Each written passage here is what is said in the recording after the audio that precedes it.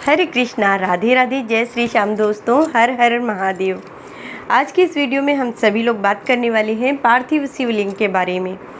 अगर आप सभी लोग सावन के महीने में पार्थिव शिवलिंग की पूजा करते हैं या फिर पार्थिव शिवलिंग की पूजा करना चाह रहे हैं, ये बहुत ही शुभ माना गया है। घरों में पार्थिव शिवलिंग की पूजन का विशेष महत्व है। तो आज की इस वीडियो में हम सभी लोग जानेंगे पार्थिव शिवलिंग कैसे बनाना चाहिए, पार्थिव शिवलिंग की पूजा अर्चना कैसे करनी चाहिए और इसका विसर्जन कैसे करना चाहिए। वीडियो को एंड तक ज़रूर से देखिए, पसंद आए तो लाइक शेयर ज़रूर करिए। चलिए वीडियो शुरू कर लेते हैं। सबसे पहले बात करते हैं पार्थिव शिवलिंग हमें कैसे बनाना चाहिए। पार्थिव शिवलिंग बनाने के लिए आपको साफ़ सुथरी मिट्टी लेनी होती है, और जो कि आप अपने घर के किसी गमले से ले सकते हैं जो साफ़ सुथरी होनी चाहिए मिट्टी, या फिर आप किसी बगीचे से, पेड़ के नीचे से ला सकते हैं, या नदी के किनारे से भी आप ला सकते हैं। फिर उसको लाने के बाद में आपको करना क्या है, उस मिट्टी को अच्छे से छान के साफ़ कर लीजिए और आप उसमें थोड़ा सा गंगा जल मिलाइए, थोड़ा सा कच्चा दूध मिलाइए और घी या मक्खन मिलाइए। इस तरह से सारी सामग्री मिलाकर अच्छे से मिट्टी को मैश करके हाथों से गूंथ लीजिए। ठीक है जी।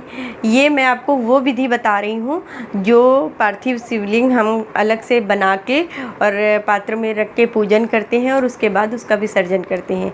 आप चाहें तो अपने घर के गमले में भी बना सकते हैं। ठीक है जी। तो आप अपने अकॉर्डिंग देख लेना, आपको जैसे भी सुविधा लगे आप वैसे ही बना लेना। अब बात आती है, ये सारी चीज़ें जितनी भी हमने मिट्टी में मिक्स करी हैं, इनको मिक्स करने के बाद में हमें इसका जो है अच्छा सा डो बना लेना है। बनाने के बाद में सबसे पहले आपको जलहरी बनानी है, जिस पे हमारे भगवान शिव जी विराजमान होते हैं। तो सबसे पहले आपको जलहरी बनानी है हाथों से, और जलहरी बनाने के बाद लेकिन आपको इस बात का विशेष ध्यान रखना है, जो जलहरी हम बनाएंगे, जलहरी का मुख उत्तर की तरफ होना चाहिए। ठीक है जी। इस बात का विशेष आप सभी को ध्यान रखना है। जब भी हम घर में पार्थिव शिवलिंग बनाते हैं तो उसका मुख उत्तर की तरफ ही रखना चाहिए। ये बहुत अधिक शुभ माना गया है। तो आप जलहरी बनाइए, उसके बाद में थोड़ी सी मिट्टी को लेके और हाथों से रब करके गोल गोल अंडाकार आकार देके और उसका शिवलिंग बनाकर जलहरी के ऊपर आप स्थापित कीजिए। ठीक है जी। तो इस तरह से हम पार्थिव शिवलिंग बनाएंगे। आप चाहें तो अलग से बना लीजिए कि किसी पात्र में रख के वहाँ पूजा अर्चना करिए, और आप चाहें तो अपने घर के गमले में भी रोज़ के रोज़ शिवलिंग बनाकर उनका पूजन करिए, विसर्जन करिए। इस तरह से आप पूरे सावन के महीने में कर सकते हैं। अब बात कर लेते हैं कि इसकी पूजा विधि क्या है, इसका पूजन हमें कैसे करना चाहिए। बहुत ही सरल और आसान विधि बता रही हूँ जो कि हम सभी लोग नॉर्मली अपने घरों में करते हैं। ठीक है जी। तो सबसे पहले तो हम हाथ में थोड़ा सा जल लेकर और थोड़े से उसमें अक्षत डालेंगे और भगवान का आवाहन करेंगे, बाबा भोलेनाथ जी का आवाहन करके उनसे प्रार्थना करेंगे कि हे भोलेनाथ जी, आप आइए अपने पार्थिव शिवलिंग में, इस पार्थिव शिवलिंग में विराजमान होइए आके और हमारी पूजा पाठ अर्चना स्वीकार करिए। ठीक है। इस तरह से प्रार्थना करने के बाद में हमें शिव जी की स्थापना हो जाने के बाद में पूजन जो पूजन विधि है वो शुरू करनी है। हमने आवाहन कर लिया है, अब हम करेंगे जलाभिषेक। आप चाहें तो पंचामृत से अभिषेक करवाइए, चाहे तो कच्चे दूध से स्नान करवाइए, या फिर आप जल से अभिषेक कर सकते हैं। ये आप अपने अकॉर्डिंग देख लेना, जैसी सुविधा आपके पास हो, जैसा समय हो उसके अकॉर्डिंग कर लेना। तो बात कर लेते हैं अभिषेक की। अभिषेक हमें कैसे करना चाहिए। सबसे पहले तो हम जल से अभिषेक करेंगे, और जब भी हम अभिषेक करेंगे तो उस समय पर आपको बाबा भोलेनाथ जी के मंत्रों का उच्चारण करते रहना है। जितनी देर हम पूजा विधि अपनी करेंगे उतनी देर में आपको मंत्रों का जाप मन में करते रहना है। ओम नमः शिवाय, ओम नमः शिवाय, इस तरह से आप मंत्रों का जाप कर सकते हैं। सबसे पहले जल से अभिषेक करेंगे, इसके बाद में फिर कच्चे दूध से आप स्नान करवाइए, कच्चे दूध से अभिषेक करिए बाबा भोलेनाथ जी का, या फिर पंचामृत से अभिषेक करिए। इसके बाद में फिर गंगा जल से अभिषेक कीजिए और बाद में सबसे बाद में आपको शुद्ध जल से एक बार फिर से बाबा का अभिषेक करना है। बाबा का अभिषेक शुद्ध जल से करने के बाद ही बाकी की और जो पूजा होती है वो आपको करनी है। हमने इतना कर लिया, आवाहन कर लिया, अभिषेक कर लिया बाबा का। अब आती है श्रृंगार की बारी। बाबा को श्रृंगार अत्यधिक प्रिय है, तो आप बाबा भोलेनाथ जी का पूरे सावन के महीने में पार्थिव शिवलिंग बनाकर उनका डेली पूजन कीजिए और उनको डेली श्रृंगार करिए। श्रृंगार कैसे करना है? आपको चंदन का त्रिपुंड बाबा भोलेनाथ जी को लगाना है। आप चंदन का लेप लगाइए बाबा भोलेनाथ जी को। चंदन, वाइट चंदन आप यूज कर सकते हो, गोपी चंदन है, और सफ़ेद चंदन जो कि हमारे बाबा भोलेनाथ जी को बहुत पसंद है, या फिर आप अष्टगंध चंदन का तिलक कर सकते हैं। इस तरह से तिलक वगैरह कर लीजिए। तिलक करने के बाद में जनेऊ चढ़ाइए। बेलपत्र है अगर आपके पास समय पर, तो आप बेलपत्र पे चंदन का तिलक लगाइए। चंदन का तिलक लगाने के बाद में फिर बेलपत्र को बाबा भोलेनाथ के ऊपर चढ़ाइए। ओम नमः शिवाय, ओम नमः शिवाय का जाप करते हुए।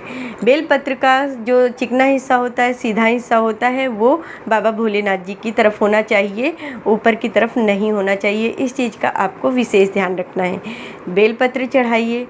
धतूरा है तो धतूरा चढ़ाइए, भांग चढ़ाइए, पुष्प चढ़ाइए। आक का पुष्प हमारे बाबा भोलेनाथ को अत्यधिक प्रिय है, तो आप आक का पुष्प चढ़ा सकते हैं अगर आपको मिल जाता है तो। नहीं मिलता है तो कोई बात नहीं, जो भी पुष्प आपके पास हैं या आपको आसानी से मिल जाते हैं, उन पुष्पों को लाकर और बाबा भोलेनाथ जी का पूजन अर्चन कीजिए। वो पुष्प चढ़ाइए बाबा भोलेनाथ जी को। इस टाइम जैसे गर्मियाँ चल रही हैं, सावन का महीना चल रहा है, तो मोगरा के पुष्प आसानी से मिल जाते हैं मार्केट में, तो आप वो मंगा के रख लीजिए, उनसे पूजन करिए बाबा भोलेनाथ जी का। ठीक है जी, हमने बेलपत्र और पुष्प वगैरह चढ़ा दिया है। अब इसके बाद हमको लगाना है बाबा का भोग। भोग लगाने के लिए हमें क्या करना है? हम घर की बनी मिठाइयों से बाबा का भोग लगा सकते हैं। दूध की बनी मिठाई से आप बाबा का भोग लगा सकते हो। ऋतु फल, जो भी आपके यहाँ सीजन चल रहा हो, सीजनेबल फल लाइए, उनको धुल के साफ़ कर लीजिए और उसका भोग बाबा को आप लगा सकते हैं। जब आपके पास कुछ भी नहीं है, आपके पास भोग लगाने के लिए कोई सामग्री उस समय पर नहीं है, तो फिर आप किस चीज़ से भोग लगाएंगे?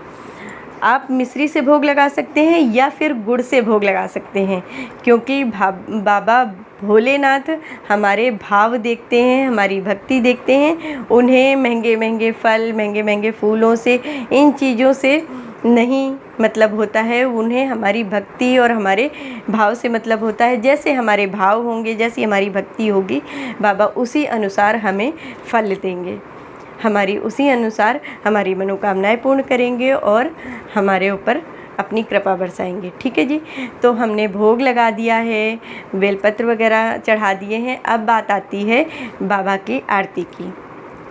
बाबा की रोज़ाना में आरती ज़रूर करिए। पूरे सावन के महीने तो करना ही करना है, और जब भी पार्थिव शिवलिंग का पूजन करेंगे, जब आप पार्थिव शिवलिंग का पूजन करेंगे, तब आपको आरती करनी है। तो घी का दीपक जलाइए, धूप जलाइए और बाबा की आरती करिए। आरती करने के बाद में आप मंत्रों का उच्चारण कर रहे हैं। अगर आपके पास समय अधिक है तो आप एक माला का जाप कर लीजिए, और नहीं है तो जितनी देर आप पूजा कर रहे हैं उतनी देर मन में बिल्कुल साफ स्वच्छ मन से आप बाबा भोलेनाथ की आरती करिए, मन में मंत्रों का उच्चारण करिए।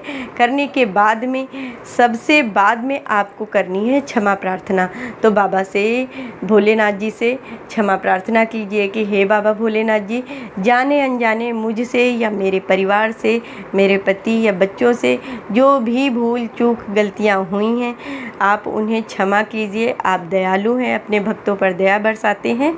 आप हमारी गलतियों को क्षमा करके हमारे ऊपर अपनी असीम कृपा बरसाइए।